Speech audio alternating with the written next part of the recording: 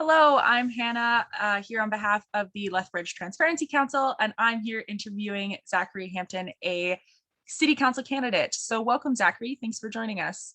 Thank you very much, Hannah. Happy to be here. Well, let's get started. So what do you think needs improvement in the processes of city council and administration? And how would you plan on making those improvements?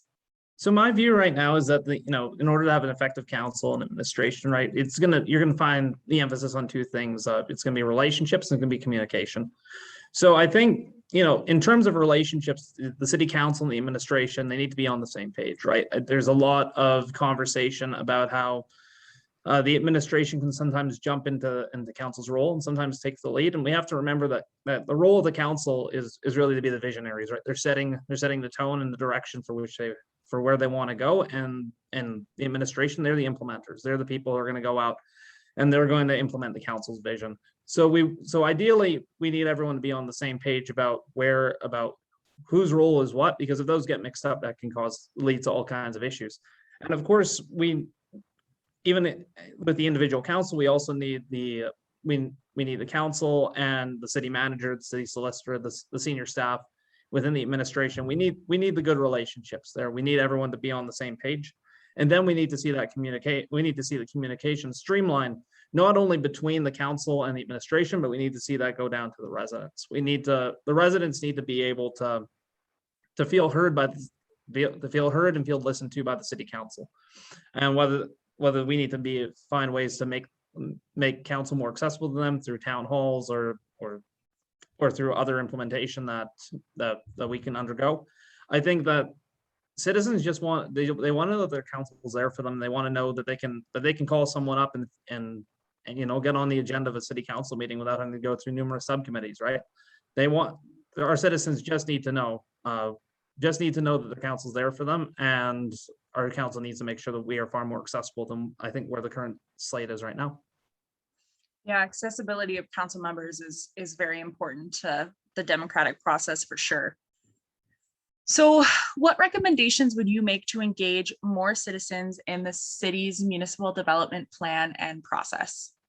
And that was it's fascinating because it's a 269-page document, and that's great. It goes into a lot of history and a lot of things that for sure need to be said. But for the average citizen, I mean, you're going to work, you're getting home, maybe you're taking care of your kids, you're getting supper, you're putting them to bed. You don't really have time to go through 269 pages unless you're a political junkie or a political science major like I was.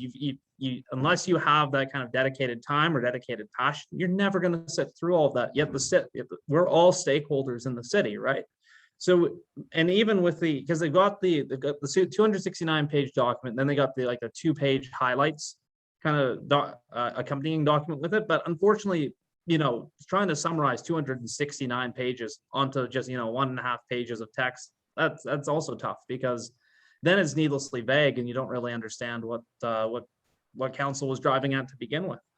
So of course the current phase of the MDP is completed, and so I mean all 3 readings have passed. It's the bylaw, but at the same time we can look forward and we can say, okay, so there's a lot of stakeholders involved too, but of course we'd be missing a lot of stakeholders. I would imagine that, for instance, our young people probably aren't terribly involved in that process. It's not something that a lot of them would even hear about or know what's going on. Yet this is a document. This is a vision document that's going to dictate the direction for the entire city. So I think in terms of engaging citizens, it's got to be communication, and you can't just rely on your social media to get the word out that, hey, there's we're going to have this meeting here or something. So that's one thing. But you also need to meet citizens where they're at. You also need to, maybe you've got to contact specific community groups to get in and chat with them on demographics that you're clearly missing. Maybe you've got to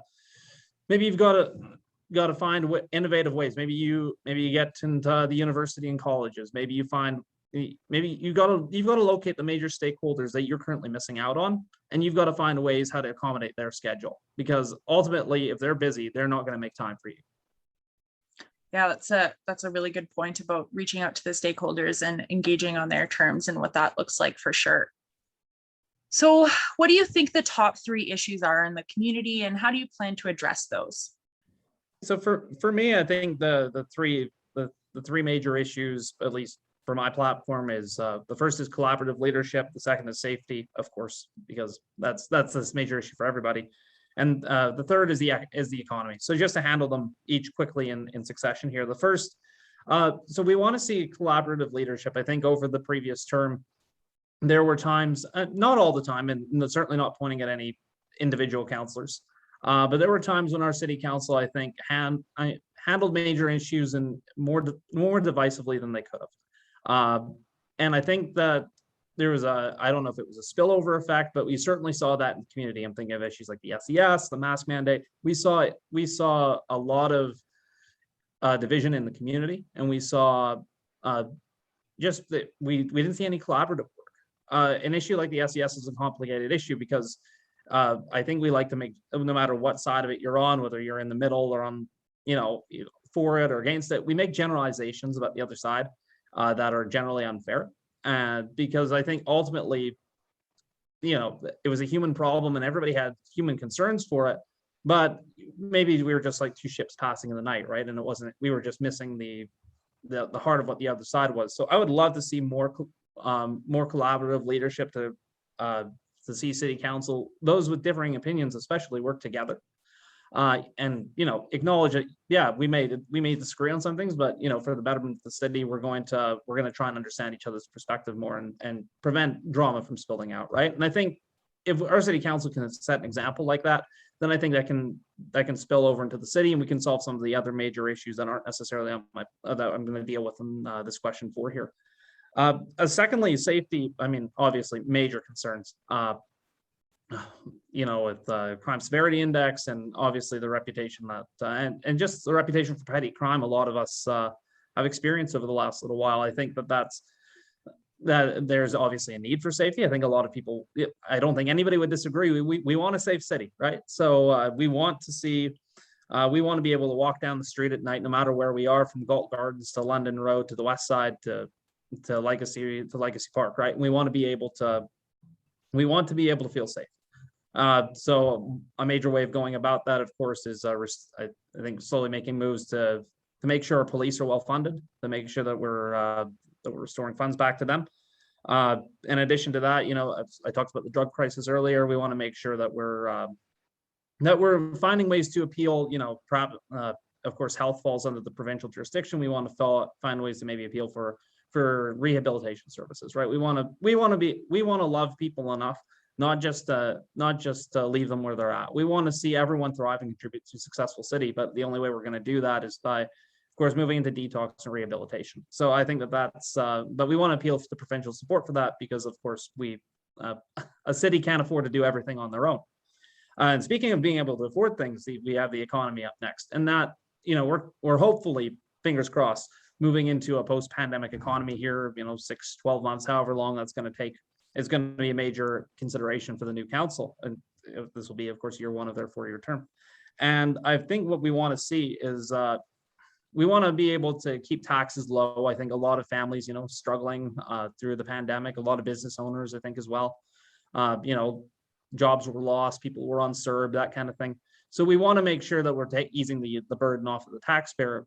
And of course, once we're in a post-pandemic economy, we'll be able to really zero in on trying to increase revenue. A major facet to do that is through tourism. We want to make sure that we're emphasizing tourism. We've got an amazing area in Southern Alberta here, market, from not just in Lethbridge, but we got Waterton Lakes, Crozes Pass, Reading on Stone, Cypress Hills. We've got an amazing area down here.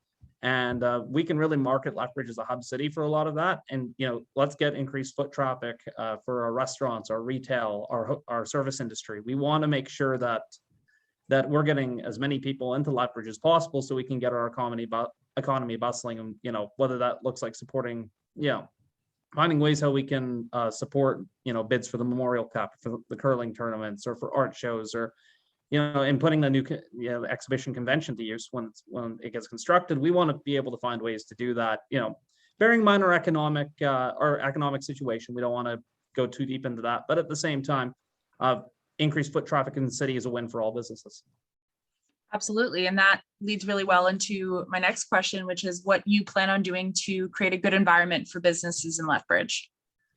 Yeah, so I think it's been, I think the tourism is, I mean, obviously that's a major part of it. So I won't go too much more into that to spare us the time. But again, safety is going to play into that too. I think particularly in the downtown, we want to make sure our businesses are safe. I've seen far too many posts from businesses posting about broken windows in their stores and having higher security and that kind of things to make sure their customers are safe. And we want businesses to look at Lethbridge and say, we want to come there. They've got something special going on. And you know what? It's a special place, but we also need to make sure that wherever areas we can improve, we want to make sure we can improve. And safety, as we spoke about earlier, is certainly one of those areas. We also want to make sure that we're giving our businesses a competitive edge, right? So I think that one of the conversations I've had with downtown business owners is, of course, the parking situation downtown, where it's harder for some of this. We've got a lot of great local stores downtown, and I think it's going to be a lot of them have cited difficulty. There's big box stores and other places where people don't need to pay to park. And it's easier for them just to go down there and they don't have to deal with the hassle of going downtown, right? And we want to make sure our downtown is our industrial hub. So we want to look at things like parking and economic development downtown and the safety. We want to make sure that we're giving our downtown businesses and all businesses, of course, a great chance to succeed. So yeah, that's probably where I would start. And then we would, of course, it'd be a consultation process. The businesses as well have to, as stakeholders, have to tell us exactly what they need. And we need to open up those lines of communication. So, whether their business is, on the west side, on downtown, south side, north side, we need to be able to hear from them. We need to give them the forums to be able to express those concerns. And then we need to follow through on them. Big difference between giving someone a soapbox to speak or actually listening to them. Yeah, absolutely. So circling back to the MDP, in the most recent MDP process, what decisions did you agree with and what decisions did you disagree with? Well, I think on the tourism, again, so these are some great questions because they just all keep leading into each other. The regional development, I think, as I spoke about with tourism, and we've got all these areas in Southern Alberta, they're very important. That the MDP really did do a good job of emphasizing, the regional development, the regional growth that Lethbridge area is going to undertake, and I think that's an important consideration as we move into the next 10 years. It's obviously a bit of a breathing document, and it's going to change over time, but that's forward thinking right there, because it's not just about the city; it's about the outlying areas too. So I think that was something I was very happy to see. In terms of challenges, it is a large, expansive document, and a lot of the things I said in question 2 would be what I think may fit in here in terms of disagreement. Obviously, we want to make sure that all the necessary stakeholders at the table, and it's not just a select group of people. I think that they covered a lot of groups, and that's great. But you also need to make sure, but probably needs to be a more quantitative process of making sure we're fitting in all the demographics that we need. And then, it's tough to associate cost with anything. It's a vision document, right? So we can't really, it's unfair to say that, we need to know exactly where it's going to take us, because, the situation is going to change over the next 10 years. But even to understand what that may mean for us moving forward economically, it's a concern as well. So I think a lot of the concerns in question 2 probably overlap here. And for me, it's all about the stakeholders for the most part in the MDP. It's an important document. We're all contributing to Lethbridge, and we want to make sure that everybody has a say in that. Absolutely, and we certainly all have an impact and are impacted by the MDP if things get enacted. So that certainly is a good point about making sure to consult all of the stakeholders. So looking at transportation, how would you plan to prioritize transportation for the future in Lethbridge? Our transportation situation is a little unique, of course. I think it goes without saying we're a community split by the river bottom, right? So that's it's a lot of bridges. It's a lot of unique transportation opportunities, I will say. So yeah, obviously we have the prioritization in the NDP with the pedestrians and the bicyclists and transit and commercial vehicles and then automobiles. I think, yeah, it is forward thinking. We're starting to see more and more alternative transportation coming along as we move forward in time. But at the same time, yeah, 10 years is a long ways away, but I'd be willing to bet that automobiles are still going to be an important part of traveling in Lethbridge. If you live in Riverstone and are working on the north side, I have a tough time believing you're going to walk to work, especially in -30 winter, right? Or even take a bike. So I think that at this stage in the game, while we want to see opportunities open for more bike paths moving forward for pedestrians, we want to make sure that those alternative transportation methods are working. We also need to acknowledge that, yeah, vehicles and automobiles are still going to be a part of life moving forward, especially in a city that's split by a river. That's going to get the questions about the third bridge, and we have the referendum coming up on that, of course. And then, of course, city transit too. And when we get to, I think, question 8, I'll talk a little bit more about transit itself. But of course, yeah, the idea that motor vehicles are still going to be a big part of things moving forward, and we can't really afford to forget that, especially not in a city split up like ours. Geographically, that is. Yes, we are certainly very, very spread out geographically, and that definitely comes with its own barriers. So where do you think that the city should be spending more money? So I think we talked about it earlier with the police. I think clearly that's an area of need. Our emergency services those are something we can't afford to compromise. We need emergency services in our cities, and we need them to function very well. And with cuts that were made to the police, there's questions about can they functionally do their job as our city grows bigger and bigger? Are we asking too much of them with fewer funds? Those are significant questions, and for me, the answer is we need to make sure that they're more well funded than what they are right now. Aside from that, I think that it's tough because obviously, as I said before, we want to keep the burden off of the taxpayer as much as possible. So we don't want to get into. There's a lot of things we could spend money on, but the real question is whether or not we should. And I think that's good. I think coming out of that open communication I talked about earlier, the conversation with major stakeholders, it should become clear where major areas of broad community need are.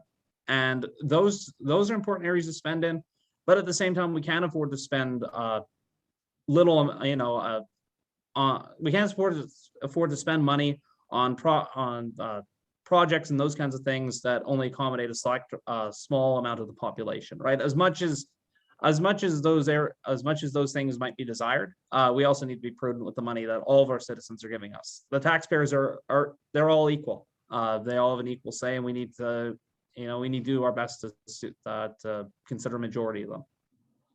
Yeah, and that dovetails really well into the next question I have for you, which is, where do you think the city should be spending less money? Well, and that's exactly it, right? And so obviously we had the KPMG report that outlined a number of areas to cut spending in, and that's something that's a process we should continue to walk down. The big thing with spending, and it's easy to say what I did in the last question and say, okay, great, well, where can we cut? The problem with it's not necessarily a problem, but I'd say a challenge with cutting is you've got to remember who that impacts, because I think Lethbridge Transit, I said we talk about it, and now's the perfect place. Obviously, $350,000 cut this past year, and we have a lot of citizens very upset with the CityLink program, with its inefficiencies, with the risk, with the risk of perhaps alienating our elderly and our disabled. I think that the cuts did expose some issues with city transit right now. So when we're making cuts to businesses like this, not businesses, when we're making cuts to programs like that, we need to make sure that the cuts we're making aren't cutting off our nose to spite our face. We need to make sure that those cuts are manageable cuts, and for that reason, it's easy to just, as someone on the sidelines, say, oh, let's cut let's cut money off our green spaces, or let's cut money from, from the police, from emergency services. But you've got to remember exactly where that's impacting. And we need, again, it's about talking with the stakeholders. It's about talking with the stakeholders and understanding, okay, so here's the consequences of the cuts you're going to do. So I think when you open up, obviously, a low taxes candidate is going to want to cut services to a certain degree. But at the same time, it's not about randomly looking at a document and seeing a figure that you think's too high. You've got to do the due diligence of talking to the people who those cuts will impact. And so that I think, so they understand, you might make the decision to cut or not anyways. And, at the end of the day, that is council's prerogative, but you need to be very clear about what those cuts mean, the consequences, and then the solution for how you're going to fix that. With CityLink, for instance, the communication has just been hasn't been strong. Like, I think CityLink is something where, if the communication was stronger from the onset, we probably could have avoided some of the pitfalls of it. In terms of the app, I was walking around with somebody a couple weeks ago, and they were showing me how the new busing was impacting them, and a lot of they didn't even know they could call for to get transportation arranged for CityLink. So that just needs to get out there more. Like, cuts are inevitable. Cuts will happen, as is the case with any government. But at the same time, how we communicate those cuts and making sure everybody knows what that means for them and how we move forward, that's just as critical too. Yeah, certainly that stakeholder engagement piece that you were talking, and just understanding where you spend more money and less money, and how that impacts the cuts is very important, making sure that we keep that in mind. So what criteria do you recommend that the city examine prior to approving capital projects? So obviously, the capital projects that I think, as I said earlier, in terms of wanting to make sure the majority of our taxpayers are taken care of, we want to make sure that, the width to which the community would use these capital projects. We want to make sure that, it's engaging a lot of people. We want to make sure that everyone who's paying for it, as many people can use these capital projects as possible. We want to make sure, of course, a big one's the funds. We need to make sure that the funds are there, and we need to make sure that if we only have X amount of dollars to spend, that we aren't investing in projects that are going to put us over budget. Again, no surprise with me so far, but public consultation is an important thing too. We want to make sure that the dovetail off sort of my first answer there, that the community would indeed use whatever it is we're pitching. And of course, at the end of the day, the need of the service and desire of the community to use it. If there's a big need for something, I think question 10 only asks about really the next 4 years, but of course, a major support in the CIP is for the fire station number 3. So obviously we look at something like that. There's a major need, and that's great. Then we've got some other things that maybe fall more into desires, and desires aren't a bad thing. It's not just you say we only have needs and wants and we ignore the wants. No. I mean, if the funds are there to make some of those larger desires happen, then let's go for some of those larger desires. But we need to make sure that those projects are truly the ones that are most desired by the community at this point in time. Yeah, circling back to that consultation piece that you were talking about earlier and throughout the interview. So that kind of leads us into that last question. So looking at the capital improvement plan for the next couple of years, what expenses are you most in favor of, and what expenses do you not support?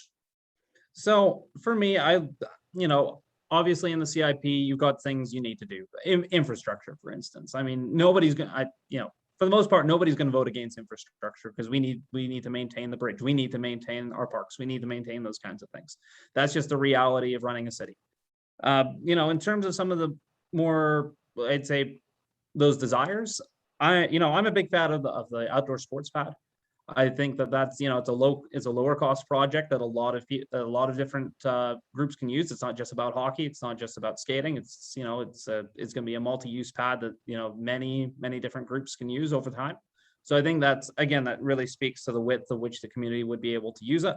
And there's petitions going around for it. Of course, there was obviously community desire there too, and it's also less expensive. So that's another one. Aforementioned fire hall number 3, although appreciate that's I think it's year 6 or year 7 that kicks in. So So projects like that, I think, stick out to me more. In terms of decisions, I think I'd say disagree with. Obviously, the decisions in these CIP deliberations they're concluded. If they need to be revisited, in the next round of deliberations, if they're a long-term project, then absolutely, we can look at other solutions for them. But a couple of those things, the ones I wondered about, the SAG update, I did wonder about the pickleball courts. I did wonder about just if there was the breadth there in terms of the pickleball courts, and then the SAG updates includes like the cafe, right?